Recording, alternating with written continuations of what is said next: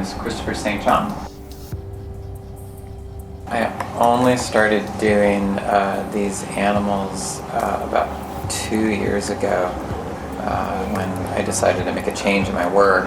You know, I was thinking a lot about life and thinking a lot about what's my responsibility as an artist to, make people aware of this important question about what life is and why it requires our stewardship. And I feel like there's something in this that people really respond to on a deeper level. And I think people feel that. I've been told about this work that people find something very familiar about these animals, which are essentially just made up, although this is sort of a hair-like thing with giant ears. The ears is to clue people into listening. It's a very sly way to influence the conversation. It's like, well, are you paying attention? Are you talking too much? Are you listening? Are you looking around what's going on around you? Are you looking at the small things? And that's a very old way of using animals. Aesop's fables, are well known for being moral teachers.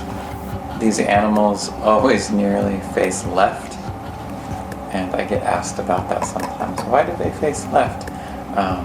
Because they're just a little queer and they're a little strange. They're not representational. They're not meant to be scientific. They're not meant to be like anything that you would see in real life. But they're real in the sense that I'm present to them and I'm present to this process and I'm present to what's going on. When the work is done, I see that. I'm like, oh yeah, something happened. There was an exchange.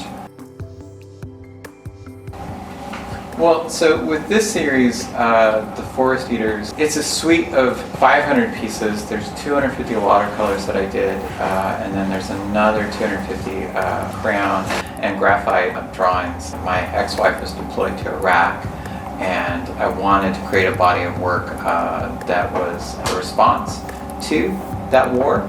And Goya, with his Disasters of War, was the artist that I was thinking about, and I wanted to create sort of my version of the disasters of war, but again from almost from an ecological standpoint, because they are in a forest, and the forest is used as a symbol of something that could burn. I mean, there's the human toll of war, and but then there's the ecological toll, that these wars have that are never even mentioned.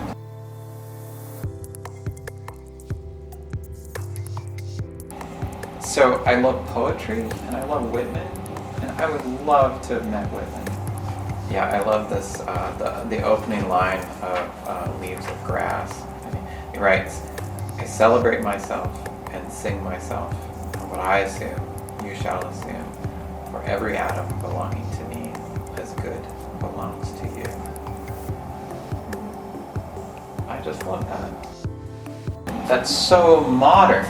Like, I felt like if I met Whitman, I could have gone and have a beer with him, and I could have, walked out in the forest with him, and I could sit in here, and just, have a conversation and learn from his, generosity.